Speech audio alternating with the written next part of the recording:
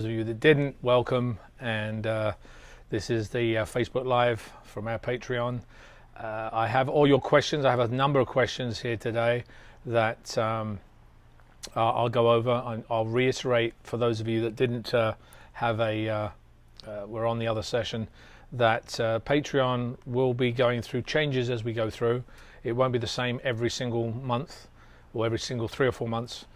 We want to bring you more things, expand what the sword experience can bring, make sure that we actually have it organized before we actually bring it to you. So we're working on a couple of different things that will be kind of fun, I hope, for you and for us to do. So until the pandemic kind of slows down us having to do online all the time, and then take us to the live events, we'll be increasing this platform, because I think it's been very beneficial for us and for you to actually see what we're up to, and how we can improve what the sword experience is actually bringing to you guys. So to start with, I'm going to start talking about something, because I was looking at some of your things talking about the cross step. The cross step is a tough step. It's not an easy step to do. That's an advanced step, because you really need to switch feet very quickly, but it does get you into the action a lot quicker. For those of you that weren't watching the Facebook or the training videos, what that is it's a step. Instead of a shuffle or a step forward, it's crossing one leg over the next and then switching feet and then moving forward. It takes time to do it. You know, it's not an easy step, but I thought I'd put it in there just to give you an idea of how we can move forward. Now, in the general question, one of the first general questions I saw today was actually regarding my time on Arrow, and it was Roy Murray. Hey Roy, how you doing? Yeah, and I know we did the 2 sword experience events based on Dante's character. The question is, if I'd been able to play the character a little longer, what would I have wanted to do with him, and how would I have changed his demise? Well, he wouldn't have died, first of all. Why would I want to die? But his character, you know, when you do a series, or when you go onto a series, you're given a certain number of episodes to do. They see whether it fits with the ideas that they have on the series. They storylines, which ways work better. It's a number of factors. And Dante was supposed to go for about 4 episodes. He ended up doing 3. Obviously, they had announced the end of the series at that point, so they, I think, felt that they needed to concentrate on the death of Aniko and Emiko, sorry, and work on, you know, the whole finale to finish the series off. So I'm guessing this again, but I mean, they had a number of writers and a number of storylines that they've been working on. You know, the character was fun to play. You know, a lot of the time when I personally get a character, I look at what they've given me, and that's really just a basis to start from. As you start exploring, you start finding new things. An acting director once said to me, you know, an actor is a detective. And the better the detective you are, the better actor you are, because what ends up happening, the more information you get, the more things you can explore to bring to the table when you're actually in the role. So it's, I would have liked to have seen him, you know, be orchestrating some of the things behind the scenes. He was much more of a behind the scenes type of guy, rather than a upfront, you know, here I am, I'm going to, you know, challenge you directly, which I kind of liked. It was, you know, he was, you know, a mysterious character, and I kind of like those mysterious characters. And I think he had the ability to, you know, be the puppet master to a lot of different things that were happening. But again, you know, that wasn't to be. But I enjoyed it. I hope you guys enjoyed, you know, what we did with it. Christina Hart. How do I kind of stay centered with the fan base, activities, career, baby, and family? Tough. You know, it's one of those things that you have to schedule, and sometimes I run behind schedule, and sometimes my wife is like, "Well, why are you doing this? You're taking too much time on that." and that's because I haven't scheduled it correctly. I think the thing is that, you know, I always looked at, my mother always was very much a person who would always try and say, you know, I remember, I'll give you an example. When I first came to Hollywood and I got the series The Colbys, it was the first big thing I ever got. I was going to be paid some great money. I was going to be on TV. I'd finally, you know, been successful in my journey in trying to become an actor. So I was excited. I was like, oh my gosh, you know, and I called her up and I said, Mom, look, I got this series, you know, it's great, and I'm going to earn this money. And the first thing she said was, well, I hope you don't lose yourself in Hollywood. And I didn't understand it at the time. Now, having been in this business for a number of years, I understand it, because you can quite easily be persuaded or lured by what people say. You know, you've got a lot of people that are yes people, a lot of people that, you know, you're the lead of a series, you're the head of a studio, and there's a lot of people going, yes, of course we can do it this way. Oh, you don't want to do it that way? Oh, we'll do it this way. Yes, absolutely. And that's what you don't want. You want somebody to tell you the reality of things. And I always try to look at the reality that, you know, I've got 3 kids to feed. 2. Just right, I've got another one. And I've got to pay the rent, and you know, my career to happen, and etc., etc. But you know, the balance is, and I found this on Highlander when I was doing Highlander, that, you know, after 5 seasons of doing Highlander, and I put absolutely everything into my life was Highlander. It was working on the scripts, it was shooting, it was working on the choreography, it was, you know, doing all the training. It was a 6-7 day a week job. By the time I got to the end of the 5th season, I was like, I'm totally exhausted here, and I need to enjoy what it is. I need to enjoy Paris. I need to enjoy Vancouver, enjoy the people that are around me. So by doing that, I said, okay, in season 6, I need to have a little less time on screen, and these are the requirements I would like to see, if I can, to go forward on a 6th season, which, you know, gave me literally in the middle of it a 10-day hiatus in the middle, which was I'd never had before. So, but that was a time for me to enjoy the fact that I was successful, the series was successful, the people around me I liked, I could spend some time with them, and I think that's really what the balance is between activities, career, baby, family, all that stuff. You have to kind of give each of it its own allotted time. And, you know, if you can't do that organically, then you need to put a schedule down. You know, I've even had you know, with this pandemic, you know, I've spent a lot of time at the house, which is very difficult because, you know, you've got kids running around, you've got your wife giving you the baby, you got, you know, while you're working, the hardest thing for a creative is to be interrupted in the middle of a creative session. So you need to be able to be stay in that space without the interruptions. So, you know, I said to my wife, she said, you need to go to the office and spend certain time, 4 hours, 6 hours, 8 hours, whatever it is, that gives it, and then just spend time with us. And that's basically, you know, what we're talking about, which is scheduling the time for each of the activities you really need to do. So I think that's it's very important. And I think you're Pennsylvania too. I think we're going to be doing something in Pennsylvania soon, as long as they keep the restrictions from state to state a little easier eventually, hopefully. Okay, so next person, Michael Logan. You were talking about the stage play Liz and I had, and we decided to make love letters, which you hadn't done it all, and if it was able to read it, would you be able to have a copy? Well, the problem with love letters is the rights. If I released it at all on any platform, I would have Lionsgate coming to me to tell me to take it off, and, you know, there might be legal action if it had gone too far. This is kind of difficult to do. We did love letters because it was something we thought was fun.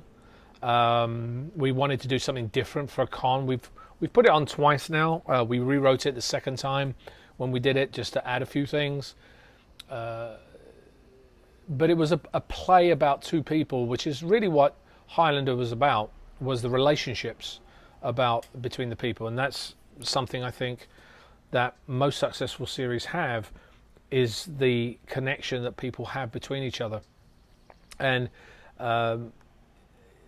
right now I don't think we'll be able to release love letters. We may do it at a con again if we end up being at a con together, but we won't be able to release it legally for anything, because it does have Duncan MacLeod and Amanda attached to it under the Highlander logo, which, you know, as I said, Lionsgate actually now own. So we can't really do that.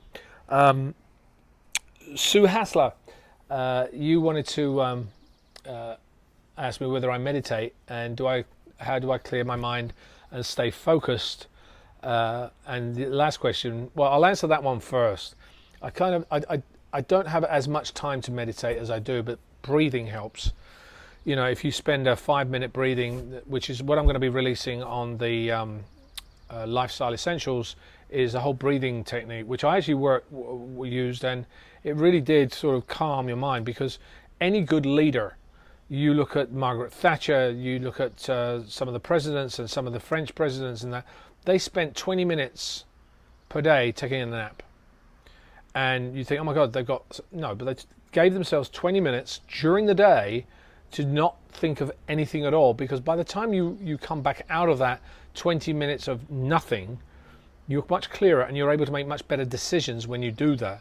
So whether it's breathing, whether it's just spending and vegetating, playing golf, or working on some exercise or something, just something that you don't have to think about anything else, or whether that is yoga or whether that is meditation, I think it's very important to do. And I try as much as I can to do it. I find stretching is great for me, especially, you know, having all the injuries that I've had throughout the years. You know, you get things that come back to you, you know, bad knees, a bad back, you know, things that start niggling you if you don't stretch and you don't stay centered. So that's one thing. Now, the other question you had, which I thought was kind of funny, was why did MacLeod change the name of his barge in season 6 from Nobile to Amadeus? Well, first of all, MacLeod didn't change it. The writers did. Secondly, I had no clue we changed it. It was, I believe, my guess would be that it was a different barge. And because what we used to do when we used to have the barge, it would be parked under Notre Dame, and there was a permit for that. You have to have a permit to park right there. Once we finished filming that day, the barge went back to where it came from, which was further down the river. That's why you saw us we went to 3 locations actually. One was underneath the Eiffel Tower, which we were able to do because it was actually closer to the reason why okay, here's another thing. When I directed that episode, which was Methuselah's Gift, I wanted a shot, which was the biggest stunt we'd ever really kind of tried to accomplish on a TV show, which was the Hennessy sign that came smashing down over the top. And I had this idea, and so we went to Hennessy, who sponsored that. But for us to do that stunt, it was the majority of the day just to get that sequence done, because the amount of crane you had to work on, the crashing from top to bottom. So we had to find somewhere where we could do that scene, but we needed to be doing 8 or 9 pages a day. That scene was like a page.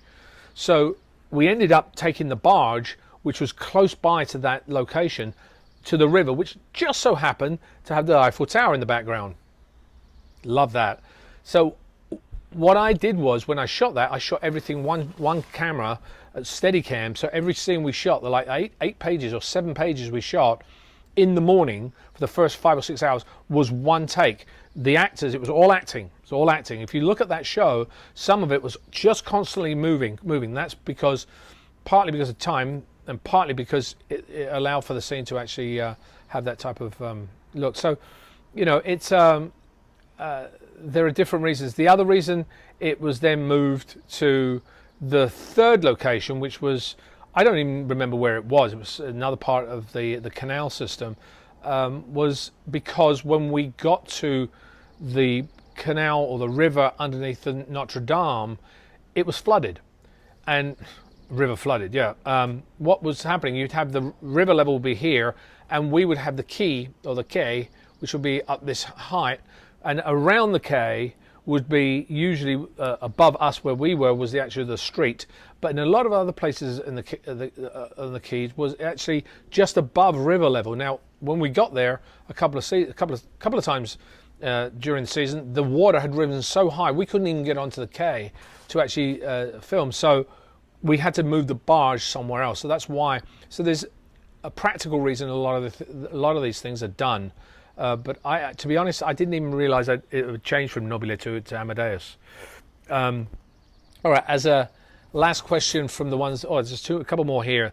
Jason Smith, hey Jason, how you doing? Is there a weapon martial art you've wanted to learn but just haven't had a chance to? Any open hand martial arts I wanted to learn, and what sword in your collection is your favourite? Okay, so is there a weapon martial art you wanted to learn but haven't had the chance yet? Yeah, Krav Maga is a very linear art, I think, to do. I like practicality. Kung Fu and karate, and that has the how can I put it, the ability to be transferred to screen, or had the ability to be transferred to screen a lot quicker than Krav Maga had, which was much shorter to do. But now if you look at a lot of them, such as Filipino martial arts, you have the stick fighting, Kali, Arnis, many different names that it comes under. That too has very quick, sharp, short movements that are not just based in stick fighting. There's also disarms and sweeps and things in that. I work with Mark Makita a lot of the time, who has done a lot of different stuff. Especially, he also worked with the team on Arrow to keep to work on their stuff. The Born Identity things came from a Filipino martial art. So a lot of those short things that are now filmed not just in one shot, but cut, you can do because you're now disarming with this, breaking the arm with that, but you can go from shot to shot to shot to shot just to highlight that and make it a very exciting action sequence. Today, as I said, it's slightly different. So Krav Maga is an interesting one to have a look at, which again, that's it takes both of those two questions. And a sword in my collection, which is my favourite. I have one which is it's a Naval Academy and an Army mixed sword, and by that I mean it's a katana. Some of my swords actually my wife made me put away because I had kids. Didn't want them chopping their fingers off. But it has a dragon engraved all the way along the blade, and the reason why it's a mixed, because when you take the tang off, you can see that the hilt was taken from an army, the Suba, and the blade itself was taken from the army, and under the Suba was actually, they put a naval grip on it. So it was a mixture, but I actually like it. It's light enough to have move effectively. So that's the one I have here. Jace Farry, hello Jace. What sword style period would I have liked to have seen depicted in the Highlander series? The thing with it was that MacLeod, who was in every single scene most of the time, the only time we didn't be in the MacLeod era of the 400 years was when Mythos went back to ancient Greece, and he was in the Roman times as well. Some of those would have been fun to do, some of the gladiator fights. You got Gladiator itself, the series that allowed you to do that, but that fighting style with shield and axe, or shield and sword, there was some medieval stuff, but I guess they thought either it was too complicated to do, or whether it was not as exciting. If you take MacLeod, when he goes back to Scotland back in the 1700s, he was fighting single-handedly, even though against the English, whereas the shield was used in medieval times, as many of you know. The shield was sword and buckler, for instance, was utilized very much, and knights and all those types of weapons were very effective and were in that time period. But when you have a TV show, you have a restriction on costumes, props, which is a budgetary concern, and because obviously the time to do it, to make sure people are dressed up, to people know how to use them, etc. I guess they figured that was not the best thing to have what's the word, shown at the time, so that we could actually end up doing our days. But I'm just looking at some of your questions and more questions here. I see Carol Morganroth said, my wonky internet tanked at the end. It resets every 16 minutes after the hour and clears the board like an angry child playing Risk. That's kind of how we felt this morning when we were trying to set it up. We went to the park this morning. We were going to have a nice open air park, but unfortunately the internet wasn't playing a ball with us. So we ended up, sort of, how can I put it, adjusting and coming to my in-house studio, which we quickly set up within about 15 minutes to try and get you working on this. But I'm looking at somebody else saying, Brad Bolling talking to Sean Dempsey. Hello, Sean. Hello, Brad. There's I mentioned at the beginning the step shuffle. Don't try to rush it at first, and that is true. You don't. What's the word? You can't rush anything. If you start doing something, take the steps. Don't try doing that. You can't run before you walk. You have to do one thing at a time. The combo is difficult. If you have, I see that Sean has a left knee injury again. I mentioned this morning about curcumin, which is a great vitamin, which is an anti-inflammatory, as well as making sure you have your glucosamine and glutamine, those types of things that actually help joints. With a stiff knee, and one of the things that I had when I was doing the training for a couple of the sessions, my knee was giving me some issues, and what I found was the stretching of the hips were very, very important to allow me to not have the bother I had in the knee. It went away almost immediately by doing the pigeon stretch and the psoas muscle stretch and the different piriformis stretch, which is the muscle that goes down the side of the leg. Those stretches release the tension that goes onto the knees, because everything is attached to the hips. Your top body is attached to your hips and your lower body is attached to your hips. So therefore, you want to work on this area, lower back, and that it will release. You get rid of the hips, it will release a lot of lower back issues that you have, knee issues. You want to also stretch out your I'm trying to think about it, not quads, calf muscles. I couldn't think of it a second. Because also calf muscles, sometimes what ends up happening if you have any ankle injuries or anything on the ankles, it will tighten up in that particular area there, and it will transfer to the calf, which then also starts pulling on the knee. So the entire muscular structure around it, from the hips all the way down, affect the knee, which is probably the weakest joint in the body apart from the elbow. However, the knee has all the weight on it, so that's why you have more knee problems than you actually do elbow problems. So just think about that as well. Some of you have talked about how difficult is having the training videos in your living room.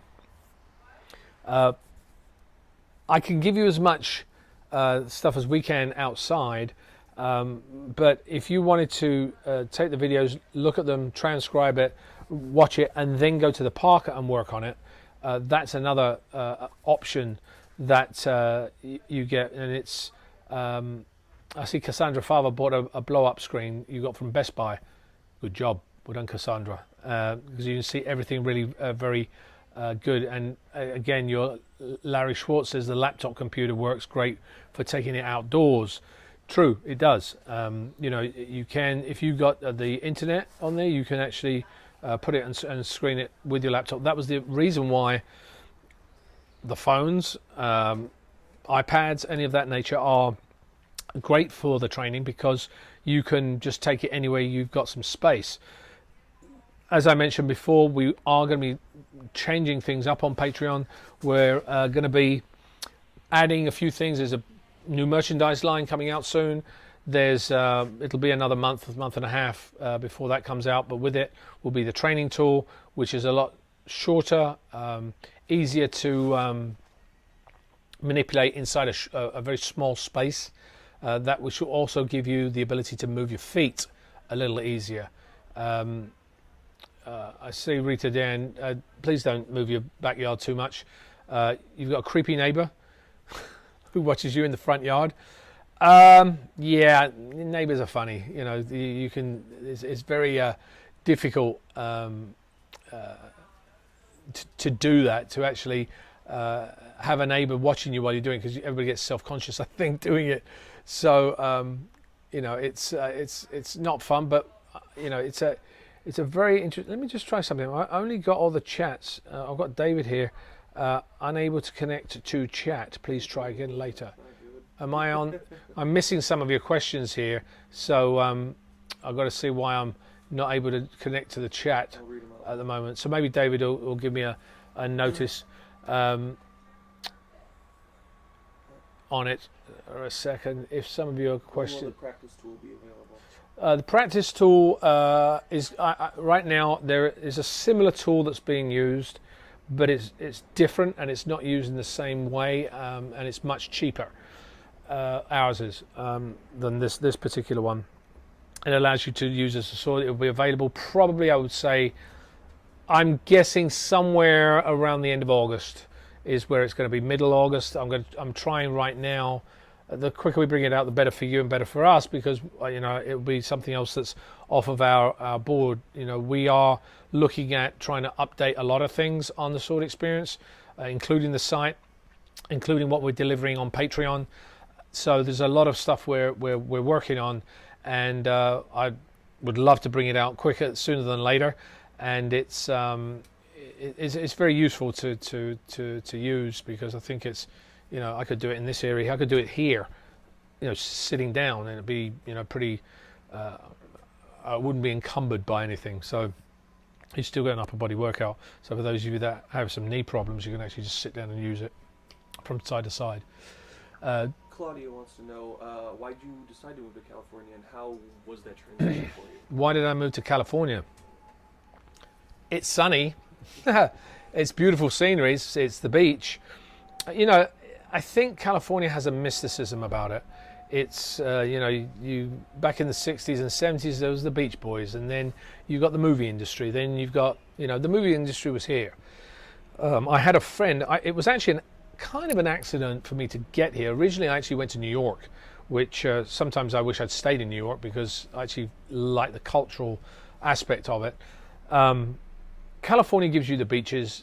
The only issue I have with California is the distance you have to go between appointments, friends, anything. You're always driving up and down somewhere, which, you know, if you're in a city, you could just take the subway or grab a cab or something of that nature, and you can get to your friends' places and see things along the way, or walk.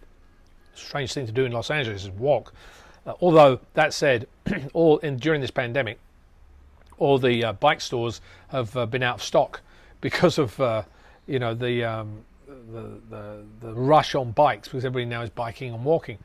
But California, actually, originally I was modeling in Milan and Europe, and I went to New York to start with. But then I had a friend who lived down in Costa Mesa. And he said, well, if you come to California, you want to come to California, come down, you can stay with me, because I knew nobody here. I just moved just because I thought it was going to be a cool place to be. So I went and stayed in Costa Mesa, first of all.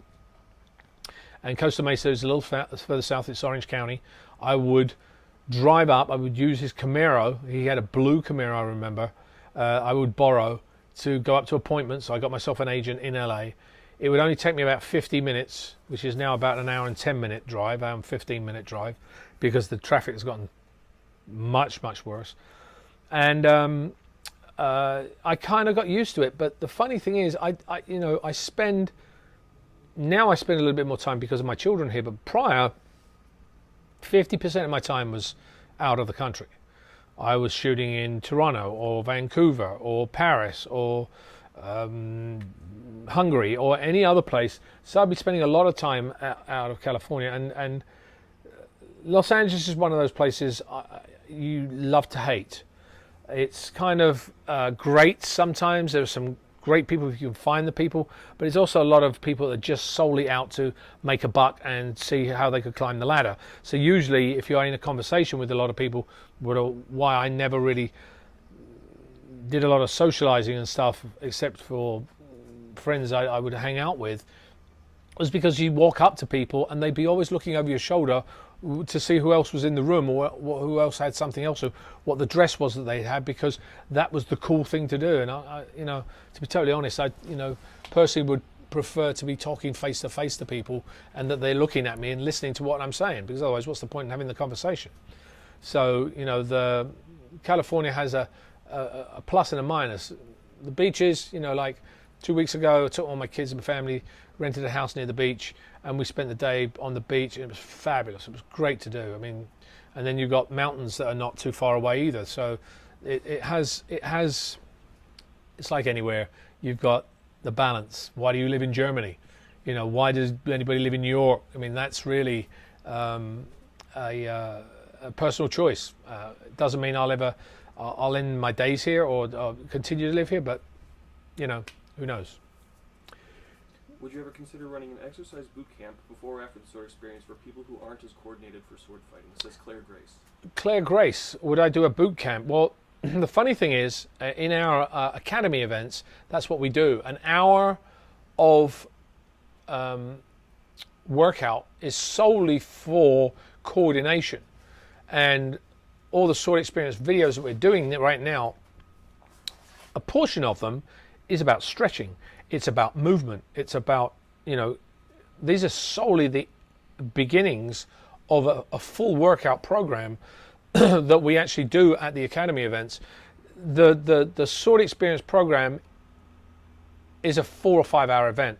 We rent locations based on that, and locations are very tight a lot of the time on what it costs to rent that location. So for us to get you warm, to get you in the movement of the sword work, to teach you the choreography, to film it, is quite a feat to get 4 hours or 5 hours of work. I usually end up being 6 hours sometimes. But to do an exercise class, and those people that have come to a sword experience before, I can't remember if you have, but they always say, well, this was a hell of a workout just in that amount of time, because I want you to have as much of an experience and get as much out of that event as possible. So to run a boot camp prior to that may be a little tricky, unless it might be done the day before. And again, that would be dependent on how many people would want to do that. It's not a bad idea. I'll look into thinking about possibly doing that for people that would want to do like an initial workout, maybe the day before, the evening before, for an hour, just to work out some of the movements that footwork allows, and for the Boka movement. So it's maybe an idea I'll explore. Larry Schwartz, how has the training program been working for you, and are you having fun with Larry it? Schwartz said, am I having fun with the workout, and how's it been working out for me? I think it's been working out great for me. As I said, especially, I've found as a martial artist, as an actor or anything, the more I've done the sword experience, the more I'm learning about things, about the way people move, the way things that work. The sword experience training system, when I was looking at movements, I was also looking at to stop injuries. I mean, having been doing many different sword fights, you get an injury all of a sudden. You can bend over and go, oh, and that's not from that movement, it's from all the other things, not stretching correctly, not making sure that your joints are mobile enough, not taking the right vitamins. And when you do that, I've learned to take the stuff. I've learned to take, as I mentioned before, not have a certain pain in my knees, because when I was doing CrossFit, a lot of it is a lot of squats, etc.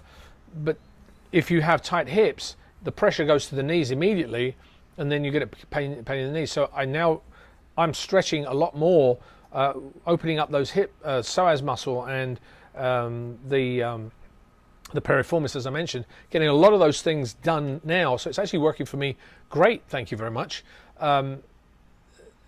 Performing it, the hard part about it is in the short space of time. If you can imagine putting these videos together in the short space of time, filming them, delivering them, editing them, etc., has been a bit of a challenge. So, you know, and getting feedback from you guys, listening and saying, okay, you know, I didn't get this, or it's too quick, it's gone by too fast. I think that's why we're changing the format in July and August to try a new format, which you will get, as I mentioned to those of you that I spoke to this morning, will get feedback, direct feedback from me on the actual sword work that you're doing based on the new format that we're going to be putting out now. How's Sebby doing? Rolling over, sitting up, crawling, sword. How's Sebby doing? I tell you something. That child is the best baby. He wakes up in the morning and he smiles, and it's like there's no stress. It just kind of, you look at him and go, hi, how you doing? And he smiles at you, and he smiles and he smiles. He rarely complains and cries. He does. He's a baby, of course, you know, but nothing like my other two. And he's already kind of like trying to crawl. He's definitely sitting up a lot better now. He's very, very strong, very focused. And I think he's also really calm. He's not, I mean, he'll wake up also. Sometimes he'll wake up and he'll be just sitting in his crib looking up at the ceiling. And I'm like, what baby does that? Usually like, the first thing you hear. But sometimes you'll walk in and all I hear on the monitor, because we'll have a monitor, is, I'm like, oh, okay, maybe he's up. And so we go up there and he's just sitting there looking up there, and you go to the crib and you go, hey, Sebby, and he just goes, and I'm like, oh my gosh. So your heart melts, of course. So he's been an awesome baby. Thank goodness, because especially now, having a baby in this time with two kids doing homeschooling and now summer break, it puts a lot of pressure on us, as well as trying to deliver a platform, a new sword experience platform and work. If he'd been trouble or more of a handful, it would have been much, much harder than it actually is now. So he's been so awesome, and my kids have taken to him great. Again, my kids are very different, chalk and cheese. My son Royce is a go-getter, loud, just out there. My daughter's much more not manipulative, calculated would be the word. Example, when we were trying to gear them up to having a new baby brother, we'd say to Royce, so you excited to have a baby brother? He's like, yeah, that'd be great, I can play soccer with him. My daughter, on the other hand, she was more, we'd ask her the same question, and she'd go, are you excited to have a baby brother? He goes, yeah, but you could tell in the back of her mind, she's going, I wonder how it's going to affect my life. So I think she's much more, kind of calculated, in the sense that there's two totally different things, but they both deal with him in two totally different ways. She picks him up and looks after him and does things for him, whereas Royce goes up to him and goes, hi, how you doing? And starts shaking him. So it's a totally different vibe, but they've both been awesome, so it's great. Thank you. Will there be a video to document the numbering system, or will it just continue to be taught in regular training classes? There's a video. The question is there a video going to be coming out regarding the numbering system? Yes, the numbering system is being taught in these video classes right now. The numbering system will be taught in the live events. I have a video already that myself and Keith, I want to say Rawlins, Keith Jennings, for a second. Keith Jennings did last year, which showed the whole numbering. But as we move through the numbering system, there's a couple of tweaks that I've noticed would be useful to be able to use, which is maybe a slightly different footwork, etc. So as we're moving through these things now, we're adding a couple of things to it, and once we've done that, then there will be a whole numbering system given out, and it will be on this platform. to start with, because as I've mentioned in our training system, as I'm going through these things, I'm teaching you the numbering system as you go, believe it or not. I mentioned the 10 and the 7 and the 1 and the 2 and the 3 and gradually, but I can't teach you the whole thing at once because I want to teach you the movement first. Then you get to do the particular sword work. I want to make sure that you're comfortable with the movement of an 8 or comfortable with the movement of a 1 or a 2, that you're moving the boken correctly, that you're stepping through on it, that you have the option to not necessarily step with that step. Eventually, the numbering system will be given as a whole after I've taught all the different numbers in the actual training videos themselves. So when you go to it, you go, oh yeah, I remember that one. Oh yeah, I remember that. It'll be much more familiar for you to actually get the training and for you to adapt. As I say, okay, do a 12 to the right now, do a 12 to the left, do a 9, do a 5, do a 6. So I think we will release it, and hopefully at some point we'll also be adding to it. After that, we will use the numbering system to create forms, and that's eventually where we'll be getting to. So as well as we'll be looking at disarms, we'll be looking at various things that will add to it, but you've got to know the foundations first. Sue Hassler says, how do you feel about your fans? You really seem to enjoy our company. Sue Hassler, do I enjoy my fans' company? No, I hate you all. Go away. Of course I do. It's great to have people that enjoy what you do. Obviously, not everybody's going to enjoy what you do. Everybody's going to have an opinion. As long as you're respectful with the opinion, I'm fine. There's only very few times I've ever had to sort of turn around and say something. I actually was watching a feed yesterday. Marina Sirtis. Some of you may know who she is. She was on Star Trek. I actually knew Marina way back in London when she first came. She's very out there, very outspoken, and somebody turned around and said something the other day which I thought was disgusting. And he said something, I'm not going to repeat it, but the way this person spoke to her and what he said was way beyond, and I would have gone off at this person as well if they'd said it. Respectfulness is, listen, everybody has an opinion, might not be the same as mine, that's perfectly fine. You have your opinion, I have mine. That's all right, I don't mind that. Most of my fans, excuse me, are like that. They will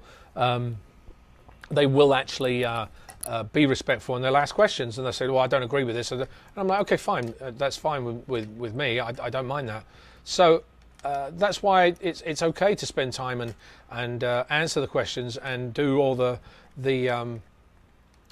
events that we do and all the conventions. Cheers, I'm just having a drink here. I love these bottles. It's so comfortable to drink out of. But I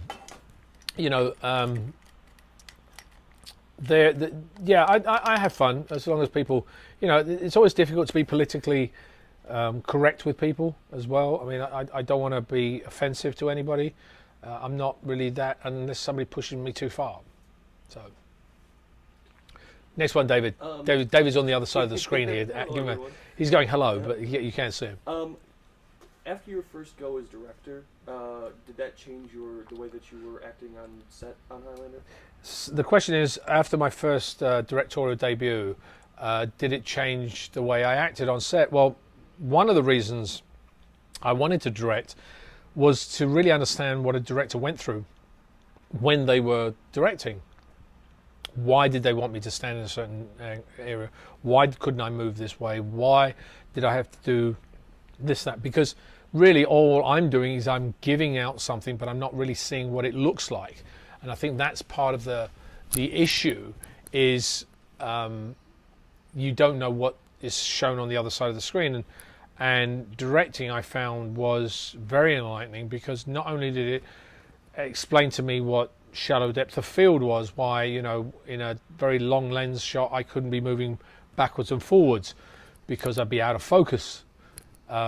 why, you know, a director would want me to, you know, not be doing this on the table because it kills the sound. You know, you learn those types of things, and then I started learning that, you know, a director really was the person who envisioned not only the pace of the story, the way characters interact with each other, but he also brought in the fact of discussing the lighting and the framing and how he wanted it to look like. There is a feeling a director gives to a piece that is all-encompassing. Everything you see on screen, most times, not always.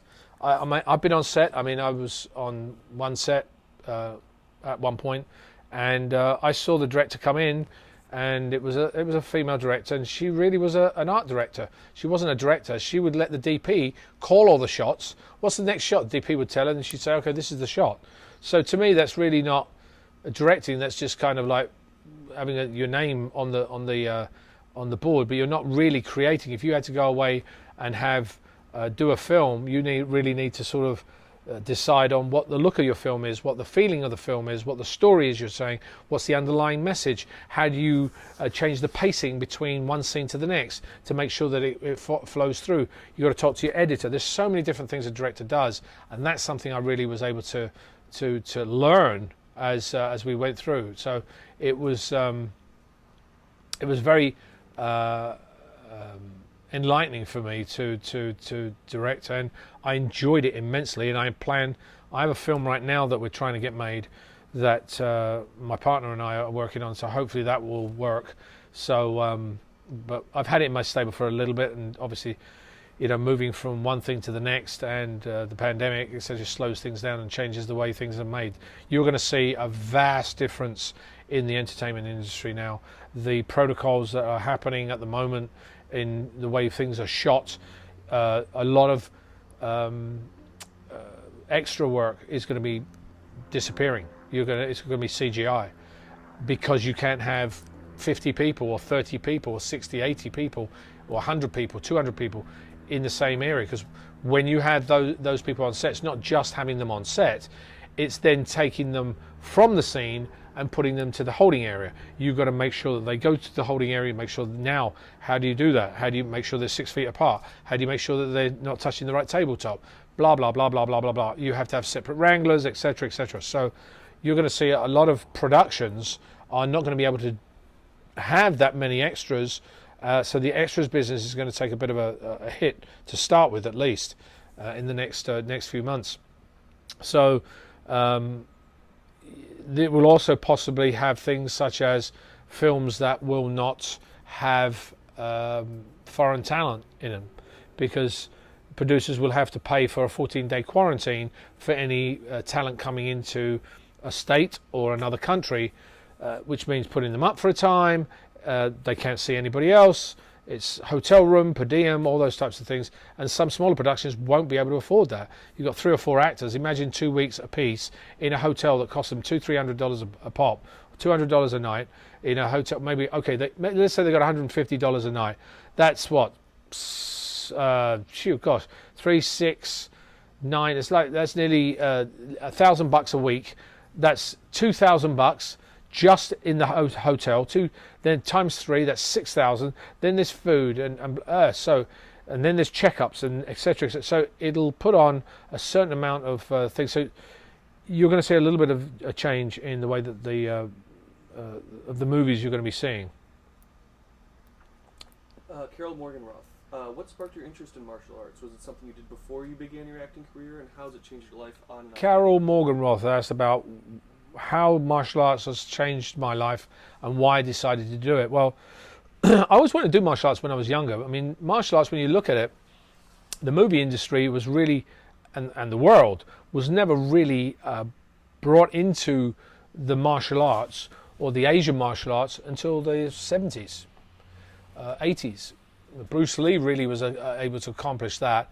Prior to that, I mean, I remember, you know, guys in England, what's this Chinese thing that they do? You know, what's this, you know, they have no idea, and they think, you know, just doing the regular fighting, and then suddenly they come in and they've got all these moves that they're doing and realize that they're being, you know, defeated by these strange moves that people have been taught, and now all of a sudden the karate and the kung fu and the Filipino martial arts, all those martial arts suddenly started growing because of the interest. People said, well, let me see what else is out there. So back in the 70s, all I wanted to do was, play soccer. If I got into trouble, I'd just fight with my hands and that would be about it. But I realized that wasn't kind of the best way. So I got interested in it. I mean, I saw Enter the Dragon. I saw some of the other martial art movies. And I thought, oh, that's really cool. I'd love to do that. Didn't know where to go to do it. When I came to Hollywood, there was more opportunity for that. I started training with a guy prior to Highlander with a sword, and he was an ex-Vietnam vet, and they had obviously their own arts of disarms and takedowns, etc. So I started studying a little bit with him, but it wasn't really until Highlander came around that I started really looking at the martial art. Now, which martial art? Because I could have taken any of them. The reason I went with Kung Fu and this particular style of Kung Fu was because I didn't like a lot of the flowery stuff. It didn't go. And I wasn't, for the karate, I felt, for me personally, it was very linear.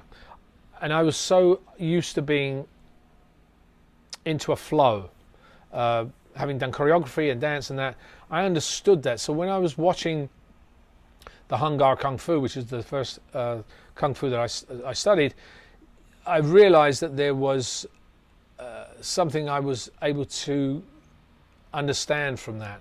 I think it's very important when you put a child into martial arts, when you start martial arts yourself, is to be able to understand what the teacher's giving you, and to also understand that that teacher might not be able to give you everything that you need in your life. Those teachers have different techniques, have different ways of talking. You will suddenly understand something one person tells you compared to what somebody else has told you, just because they put it a different way. So for you to understand that martial art, you may go, this martial art is the best in the world. Yeah, it could be, but did you understand absolutely everything in it? I wouldn't limit yourself to just doing one thing, because I think you also have to understand that the world is evolving.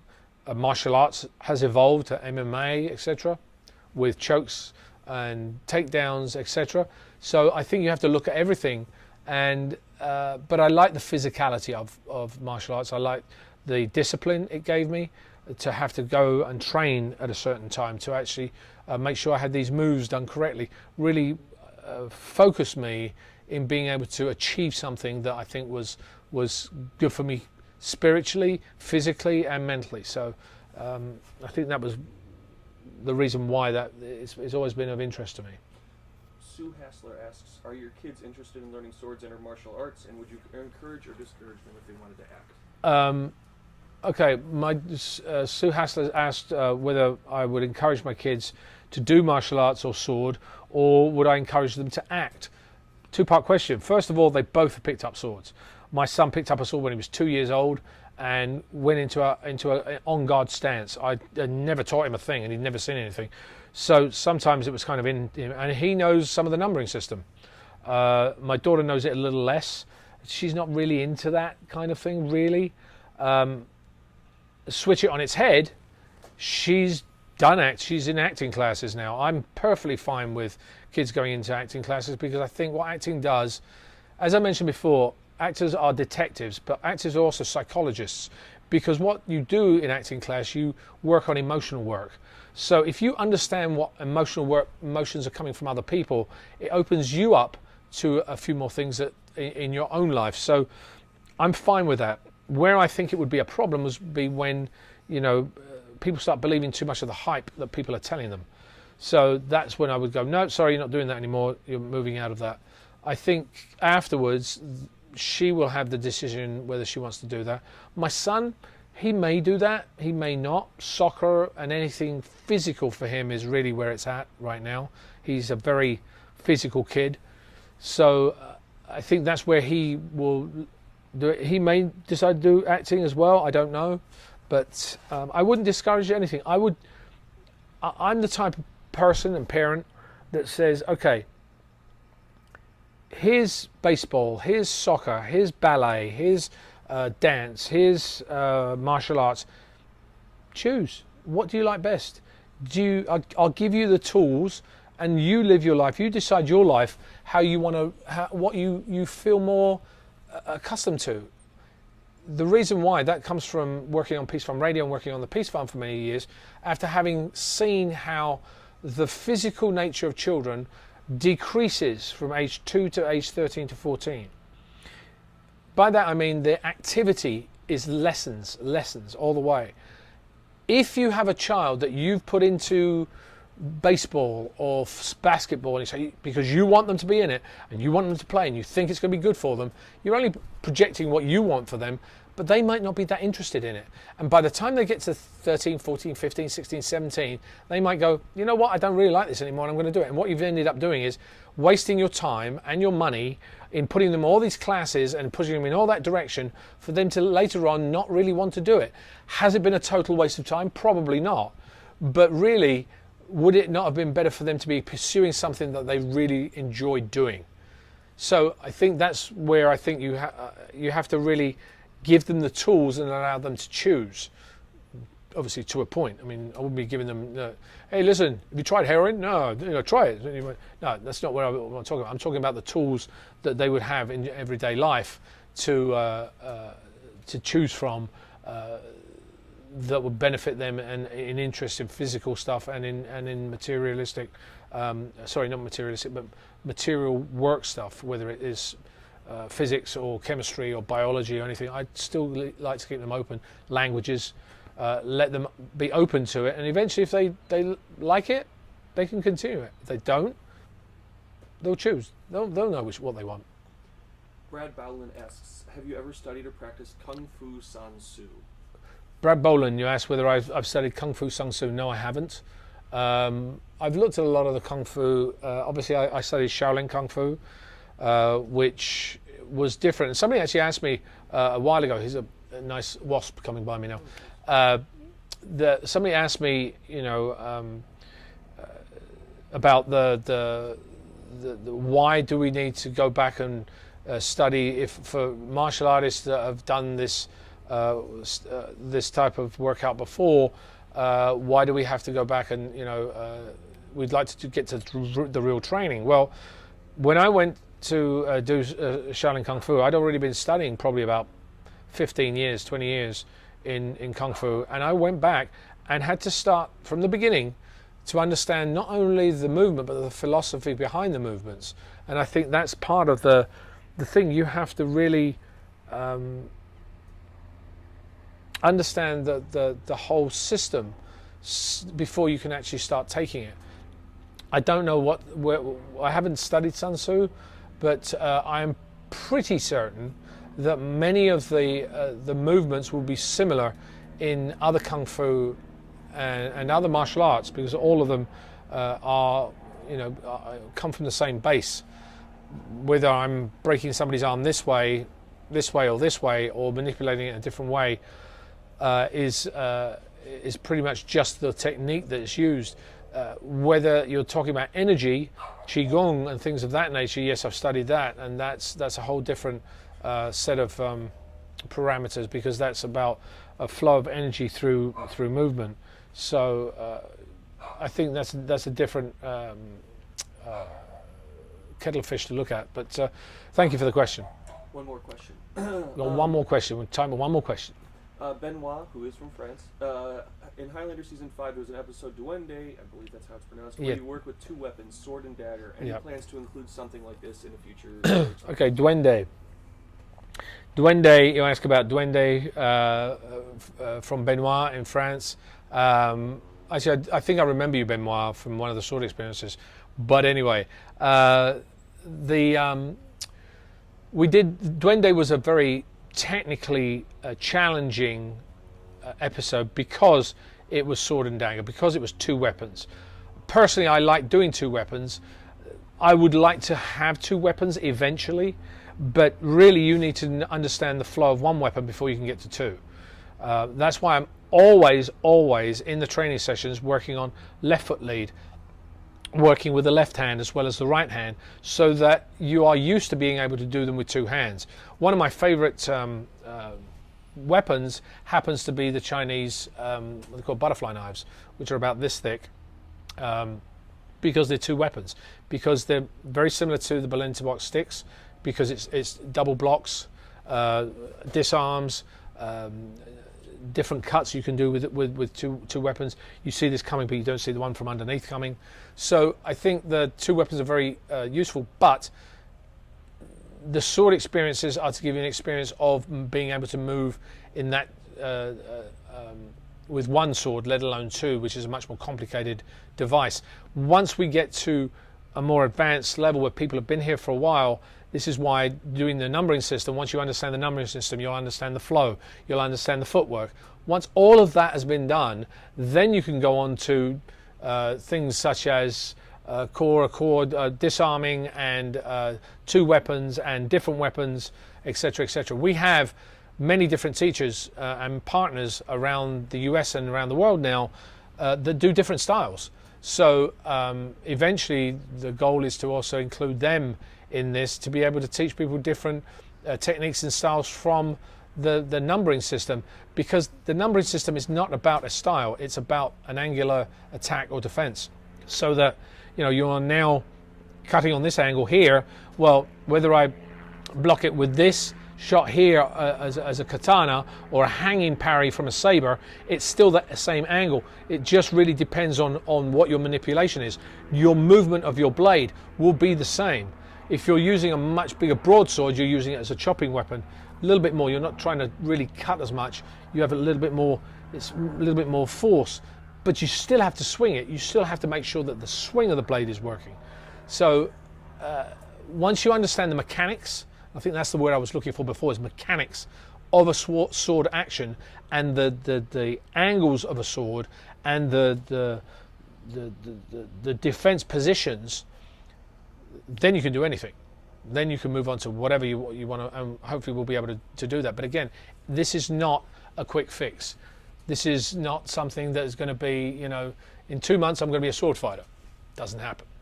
You know, in the movies they spend two months just learning one small choreographed thing, and they have things from footwork to stunt meetings, etc., etc., every single day. So it's a different kettle of fish. But yes, I will do. Now, we are sending out the new Patreon, the new lifestyle extensions. We've got a new look going on that right now. This week we're talking about breathing. The following week we're going to be talking about what travel does for you in your lifestyle.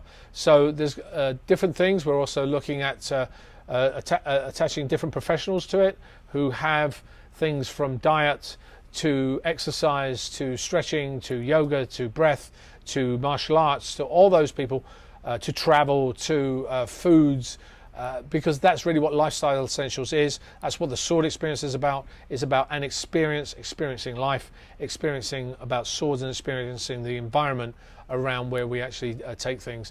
I hope you guys have enjoyed this little chat that we've had, and we've got some great people coming up on our podcast coming up soon. We also have a new idea on the podcast. I keep teasing people. I did that earlier on, but you know, that's just me. But in the next month and a half, we'll be announcing some new stuff that we're going to be trying on Patreon.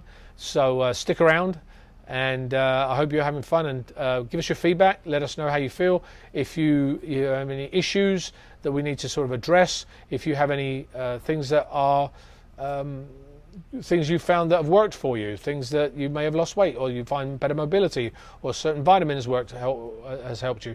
All those things help us share it with other people and bring different things to you on the sword experience at either the Patreon level or the live event level. So I hope to see you soon, either whether it's via live chat or on the sword experience training or at our live events. The first right now is scheduled for August 1st in Santa Clara, and I hope you stay safe, and I'll see you soon.